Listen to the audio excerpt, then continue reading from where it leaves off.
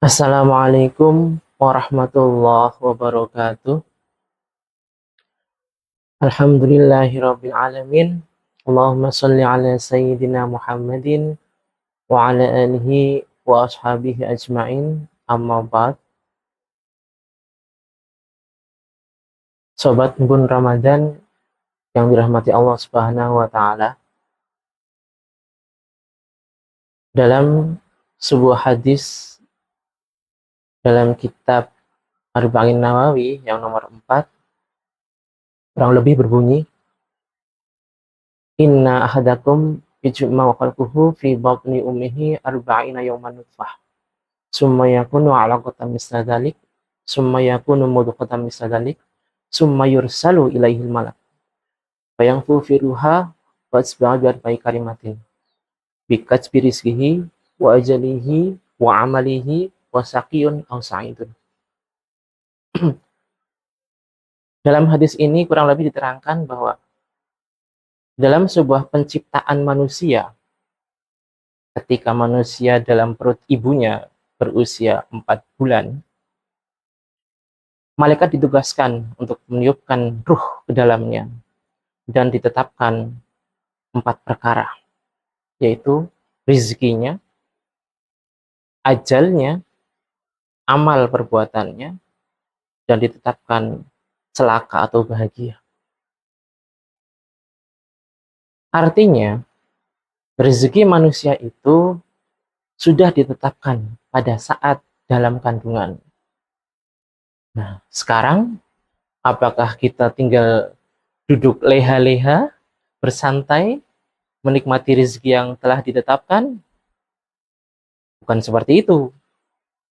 Tugas kita adalah menjemput rezeki dengan berusaha. Dan usaha itu tentu harus usaha yang benar secara agama, secara syariat, usaha yang halal. Kita sering mendengar ada orang berusaha keras. Dalam artian ketika dia sedang berusaha tanpa memperdulikan orang di sekitarnya.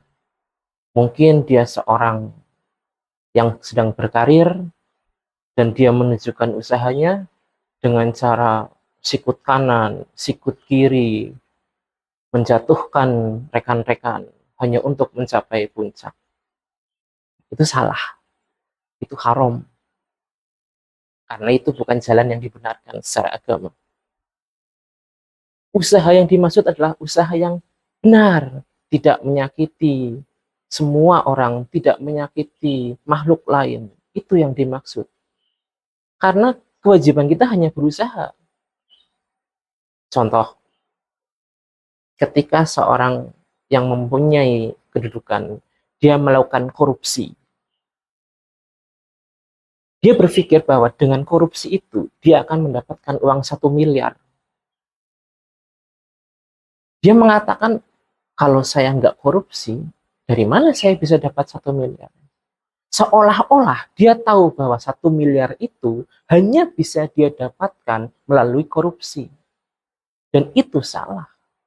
Padahal kalau dia bekerja saja dengan baik, sesuai dengan agama, tidak melanggar syariat, maka 1 miliar itu pun akan dia dapatkan tanpa melalui korupsi. Nah inilah, koruptor itu sebenarnya ya pintar, tapi bodoh. Dia pintar, bisa mengusahakan, bisa memanipulasi keadaan. Tapi bodoh, karena dia tidak tahu bahwa tanpa korupsi pun dia bisa mendapatkan itu. Karena apa? Rezekinya sudah ditetapkan. Kewajiban dia hanya berusaha. Tuh. Yang penting dia bergerak, menunjukkan bukti bahwa dia sedang berusaha mengejar rezekinya. Tidak sampai harus korupsi. Itulah kesalahan orang-orang koruptor itu. Karena dia nggak ngaji mungkin ya. Maka dari itu para penjahat, mohon maaf ya, ada yang tersinggung, penjahat, maling, rampok, mencopet, dan tindakan maksiat-maksiat itu, sebenarnya mereka itu salah paham.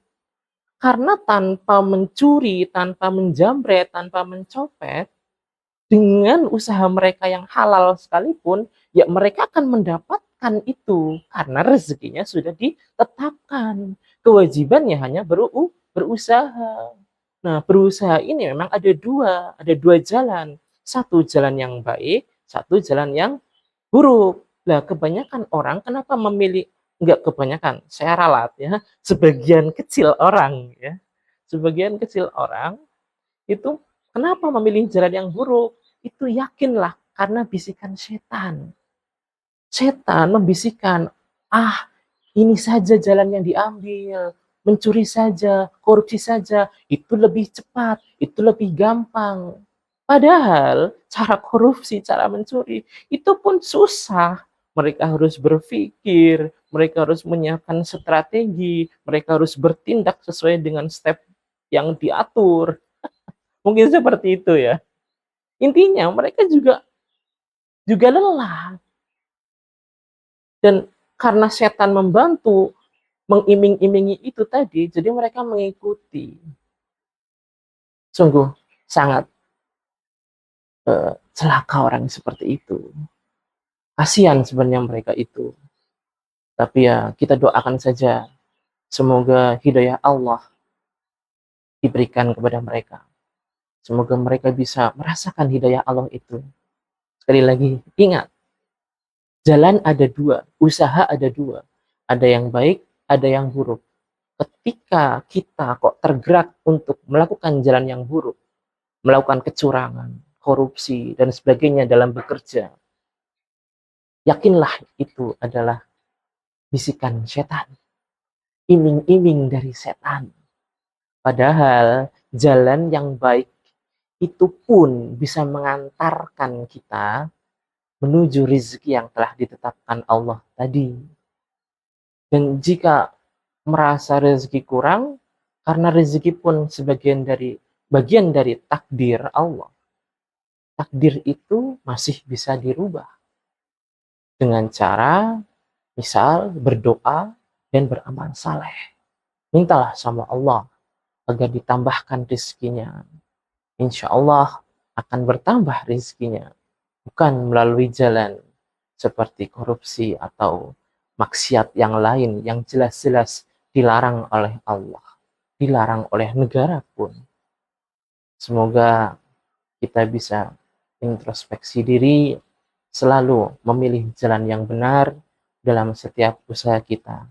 Saya masih belajar, kita semua ayo tetap belajar. Mohon maaf. Wassalamualaikum warahmatullahi wabarakatuh.